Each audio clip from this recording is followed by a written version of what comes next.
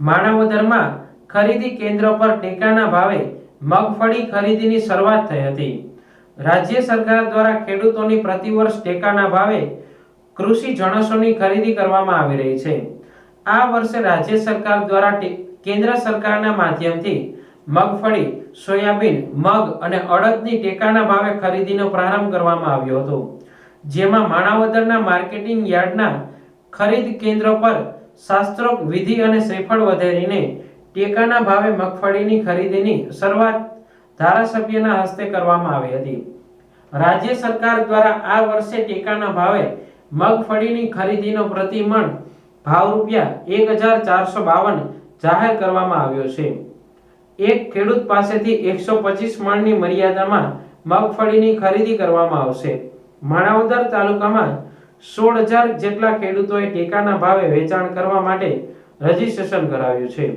પ્રથમ દિવસે આવેલા ખેડૂતોની મગફળી ગ્રેડિંગ કરી અને શુભ મુહૂર્તમાં ખરીદી કરવામાં આવી છે, જેમાં માણાવદરના ધારાસભ્ય અરવિંદ લાડાણી, સાવજ ડેરીના ચેરમેન દિનેશ કટારિયા, માર્કેટિંગ યાર્ડના ચેરમેન જગદીશ મારુ, વાઇસ ચેરમેન PM ઝાલા, તાલુકા ભાજપ પ્રમુખ ગગજી ભેટારિયા, તાલુકા ભાજપ મહામંત્રી કૈલાસ કણસાગરા, ભરત ડાંગર, પાલિકા પ્રમુખ જીતુ પનારા, તાલુકા પંચાયત પ્રમુખ વજુભાઈ ઝાલાવાડિયા, શહેર ભાજપ મહામંત્રી ધર્મેશ ધ્રાંગા, ભાજપ અગ્રણી નારાયણભાઈ સોલંકી, હાર્દિક સૌસાણી, સુરેશ બરાડિયા, જિગ્નેશ છૈયા, ધર્મેશ બોરખતરિયા, હર્ષુભાઈ ગરાડા સહિતના અગ્રણીઓ ઉપસ્થિત રહ્યા હતા।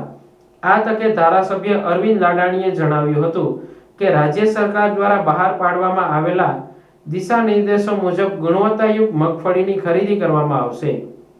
ટેકાના ભાવે ખરીદી સંપૂર્ણપણે પારદર્શક માહોલમાં થાય અને ખેડૂતોને પૂરતો લાભ મળે તે પ્રકારે વ્યવસ્થા ગોઠવવામાં આવી છે અને કોઈ પણ ખેડૂતોએ એક પણ રૂપિયો આપવાની જરૂર નથી તેવી પણ ટકોર કરી હતી।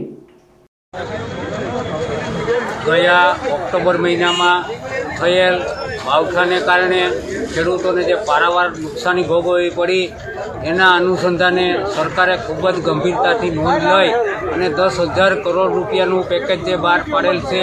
આ ઉપરાંત ઘણા સમયથી ખેડૂતોની ટેકાના ભાવે મગફળીની ખરીદીની જે કંઈ પ્રશ્ન હતો એ પણ તે જ દિવસે હલ કરેલ છે। સમગ્ર ખરીદીમાં મગફળી, મગ, અડદ અને સોયાબીન મળી કુલ 15,000 કરોડ જેવી માતબાર રકમની ખરીદી સરકાર દ્વારા કરવામાં આવશે। એમાં આજે માણાવદર તાલુકાના 7 સેન્ટરની ખરીદી માટેનું અમે મુહૂર્ત કરેલ છે। માણાવદર તાલુકાના કુલ અંદાજિત 16,000 જેવા ખેડૂતોએ ઓનલાઈન અરજી કરેલ છે। આ મગફળીની ખરીદીની પ્રક્રિયા આજથી અમે ચાલુ કરીએ છીએ। આ બાબતે હું આજ ખાસ વિશેષ બધાને કહું છું કે આ ખરીદીમાં ખેડૂતોને ક્યાંય પણ કોઈ પણ જાતની તકલીફ પડે તો ગમે ત્યારે મને ફોન કરે। આ ઉપરાંત આ ખરીદીમાં સેન્ટરની અંદર કોઈ પણ મંડળી, કોઈ ખેડૂતોએ ક્યાંય કોઈ મંડળીને પૈસો દેવાનો થતો નથી। ખરીદીની પ્રક્રિયા સરકારના ધારા ધોરણ નિયમ મુજબ થશે।